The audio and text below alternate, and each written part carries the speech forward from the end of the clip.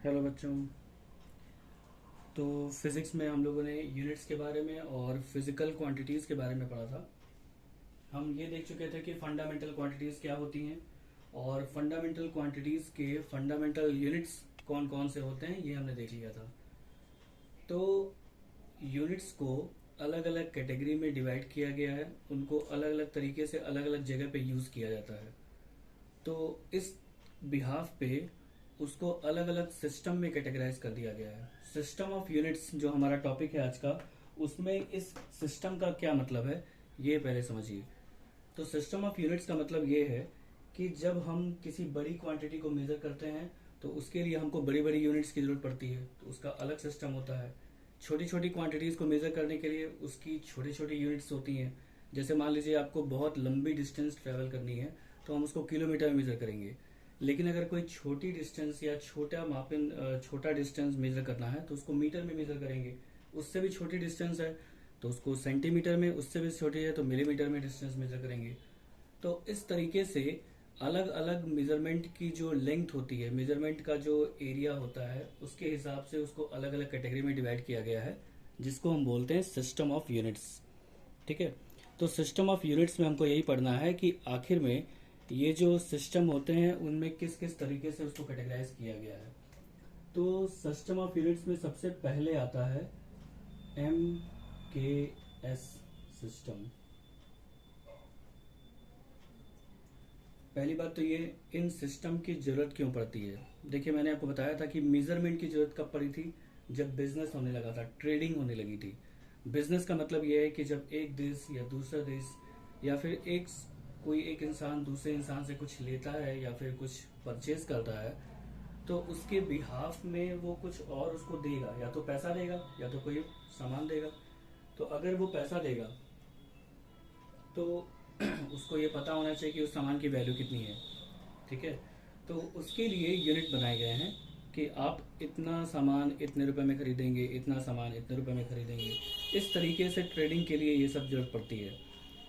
तो एमकेएस में देखिए तीन चीज़ें होती हैं। हम जानते हैं हमारा जो फंडामेंटल में बेसिक क्वांटिटीज है वो है लेंथ, मास और टाइम। तो लेंथ को यहाँ पे एम फॉर मीटर है, मीटर में मेजर किया जाएगा। यहाँ पे के फॉर केजी है, मतलब किलोग्राम, और एस फॉर सेकेंड होता है।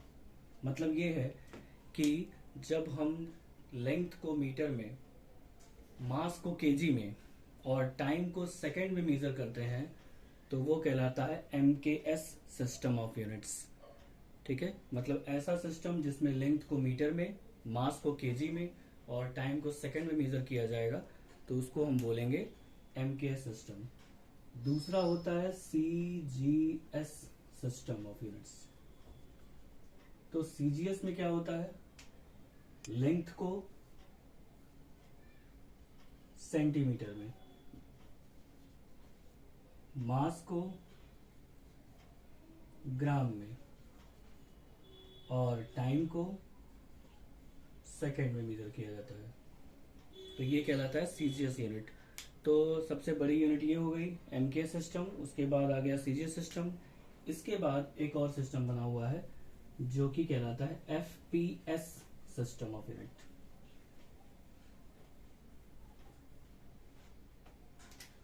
तो थर्ड आता है एफपीएस सिस्टम।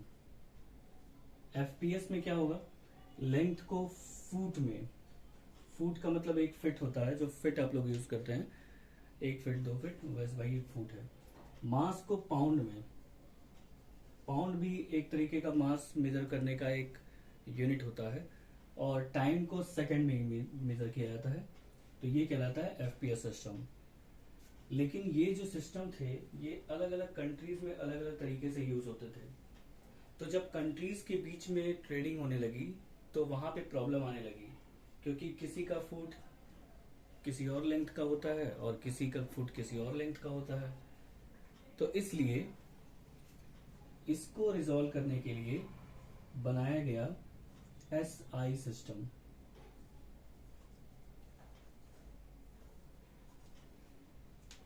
तो ये कहलाता है इंटरनेशनल सिस्टम। मतलब ये है कि हम यहाँ पे ये देखते हैं कि ऐसा सिस्टम बनाया जाए जो हर जगह पूरे के पूरे यूनिवर्स में हर जगह वैलिड हो। तो इसके लिए हमने एक ऐसा सिस्टम बनाया जो हर जगह वैलिड होगा और हर जगह उसको कंसिडर किया जाएगा। तो ये जो था ये मॉडिफाइड वर्जन था एमकेएस का। तो एमकेएस में जो होता है वही एसआई में भी होता है, मतलब लेंथ को मीटर में, मास को केजी में और टाइम को सेकंड में मेजर किया जाएगा एसआई सिस्टम में। और एसआई सिस्टम ही एप्लीकेबल है इंटरनेशनल लेवल पे, इसका नाम ही है इंटरनेशनल सिस्टम। ठीक है, तो एसआई सिस्टम ही जनरली यूज किया जाता है ट्रेडिंग के लिए या फिर किसी भी मेजरमेंट के लिए। ठीक है, तो ये सिस्टम ऑफ यूनिट्स थे। इसके बाद हम इसमें आगे बढ़ेंगे। देखिए, सिस्टम ऑफ यूनिट्स के बाद जो हमारे फंडामेंटल क्वांटिटीज होती हैं, लेंथ, मास और टाइम, और भी बाकी थे, मैंने बताया था इलेक्ट्रिक करंट और luminous intensity, amount of matter वगैरह। लेकिन इन तीन को आपको मेनली समझना है और जानना है। तो लेंथ क्या होती है? लेंथ जो होती है वो किसी भी दो पॉइंट के बीच की डिस्टेंस होती है। अब वो डिस्टेंस ऐसे मेजर किया जाए या ऐसे मेजर किया जाए या ऐसे मेजर किया जाए, कैसे भी मेजर किया जाए, वो लेंथ होती है। ठीक है, मास क्या होगा? किसी भी बॉडी में जितने अमाउंट ऑफ मैटर होंगे, पार्टिकल होगा, वही उसका मास कहलाएगा। और टाइम क्या होगा? टाइम जो होता है वो वॉच कंसीडर करती है।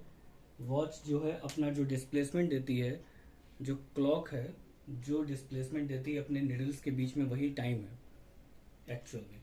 ठीक है, लेंथ का यूनिट होता है मीटर। तो 1 मीटर कैसे कंसिडर किया गया है? 1 मीटर क्या होता है? तो 1 मीटर जो है वो निकाला गया है स्पीड ऑफ लाइट से। ठीक है, तो स्पीड ऑफ लाइट जो होती है वो 3 इंटू 10⁸ मीटर पर सेकेंड चलती है। तो उसको जब 1 अपॉन कर देंगे तो हमको 1 मीटर की वैल्यू वहां पे मिल जाएगी। ठीक है, तो एक्चुअल में जो 1 मीटर होता है वो लंदन में एक म्यूजियम है, उसमें एक रॉड रखी गई है।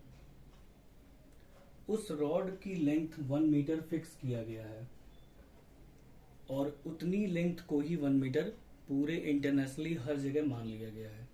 वही काम यहाँ भी है। तो जो आप लोग देखते हैं मार्केट में, ये ऐसा 1 kg पे लिखा रहता है। तो ये जो है ये भी लंदन के एक म्यूजियम में रखा गया है। सेवरे सिटी है एक, लंदन का एक सेवरे नाम का एक सिटी है, वहाँ पे एक म्यूजियम है। उस म्यूजियम में हर एक मेजरमेंट का स्टैंडर्ड वहाँ पे रखा गया है और हर जगह उसी से मेजर करके हर चीजें बनाई गई हैं। तो 1 मीटर की लेंथ का जो रॉड वहाँ पे रखा गया है, उतनी ही लेंथ को हम 1 मीटर मानेंगे। उसी तरीके से ये है। टाइम का जो हमारा टाइम का जो एक डेफिनेशन है वो बहुत इंटरेस्टिंग है। तो एक सोडियम वॉच होती है। सोडियम वॉच में सोडियम का एटम होता है और इस एटम में खासियत ये है कि ये वाइब्रेट करता है। तो ये जो है 9 अरब 19 करोड़ 26 लाख 9192631770 इतना वाइब्रेशन जितने टाइम में वो करता है। देखिए, सोडियम वॉच है, एक घड़ी है, उसमें सोडियम एटम है। ठीक है, वो एटम इतनी वाइब्रेशन जितने टाइम में करता है वही टाइम 1 सेकेंड है। मतलब वो जो एटम है वो 1 सेकेंड में इतनी बार वाइब्रेट कर जाता है। ठीक है, या फिर ये कहें कि वो रेडिएशन देता है इतना। तो इसका मतलब ये है कि सोडियम एटम जो है 1 सेकेंड में इतनी बार वाइब्रेट करता है। तो ये छोटी छोटी डेफिनेशंस हैं जो आप लोग को पता होनी चाहिए। अब हमको ये देखना है कि जो लेंथ है उसको मेजर करने के लिए और डिफरेंट कौन कौन से यूनिट बनाए गए हैं। तो बेसिकली हमको ये देखना है कि लेंथ को मेजर करने के लिए और कौन कौन से यूनिट बने हुए हैं। तो लार्जेस्ट लेंथ, लार्जर लेंथ को मेजर करने के लिए क्या क्या बना हुआ है, मतलब बड़ी बड़ी डिस्टेंस को मेजर करने के लिए, जैसे एस्ट्रोनॉमिकल डिस्टेंस है। एस्ट्रोनॉमिकल का मतलब जो यहाँ से मून की डिस्टेंस हो गई, यहाँ से सन की डिस्टेंस हो गई, उसको मेजर करने के लिए हम क्या करते हैं, क्या यूनिट यूज करते हैं, वो है। तो पहला आता है एस्ट्रोनॉमिकल यूनिट। एस्ट्रोनॉमिकल यूनिट, इसको बोलते हैं एयू। तो 1 एयू होता क्या है, इसको ध्यान से समझ लीजिए। ये हो गया आपका सन और ये हो गया आपका अर्थ। ये अर्थ का सेंटर है, ये सन का सेंटर है। सन के सेंटर से अर्थ के सेंटर के बीच का जो एवरेज डिस्टेंस है, एक बार और सुनिए, सन के सेंटर से अर्थ के सेंटर के बीच का जो एवरेज डिस्टेंस होता है वही कहलाता है 1 एस्ट्रोनॉमिकल यूनिट या 1 एयू। ठीक है, तो 1 एयू की बी जो लेंथ होती है वो होती है 1.496 इंटू 10⁻11 मीटर, या फिर अप्रॉक्स में इसको 1.5 इंटू 10⁻11 भी लिख सकते हैं। ठीक है, एक बार और इसकी डेफिनेशन सुन लीजिए। The average distance from the centre of the sun to the centre of the earth will be called as 1 astronomical unit and its value is 1.496 into 10⁻11 meter. Got it? Next देखिए क्या होता है। Next वाला तो आप लोग ने पहले भी सुना होगा, जिसका नाम है लाइट ईयर। तो हमें देखना है कि दूसरा होता है 1 लाइट ईयर। लेकिन डेफिनेशन में बहुत बच्चे कंफ्यूज रहते हैं। लाइट ईयर की डेफिनेशन जब देते हैं तो बहुत बच्चे कंफ्यूज में रहते हैं। तो देखिए क्या होता है, लाइट जो होती है वो स्ट्रेट लाइन में ट्रेवल करती है। ठीक है, तो इसकी स्पीड होती है 3 इंटू 10⁸ मीटर पर सेकेंड। ठीक है, अब अगर लाइट चल रही है तो एक साल में कितना डिस्टेंस ट्रेवल करेगी, वही डिस्टेंस कहलाएगा 1 लाइट ईयर। ठीक है, तो हम जानते हैं स्पीड इक्वल टू होता है डिस्टेंस अपॉन में टाइम। ठीक है, तो हमें क्या करना है, डिस्टेंस मेजर करना है। डिस्टेंस इक्वल टू हो जाएगा स्पीड इंटू टाइम। स्पीड की वैल्यू है 3 इंटू 10⁸ और टाइम की वैल्यू 1 ईयर, मतलब एक साल में लाइट जितना ट्रेवल करती है उसी को हम बोलते हैं 1 लाइट ईयर। तो टाइम हो जाएगा एक साल, मतलब 12 मंथ, 12 महीने। अब उस 12 महीने में कितने दिन हो गए, 365 डेज।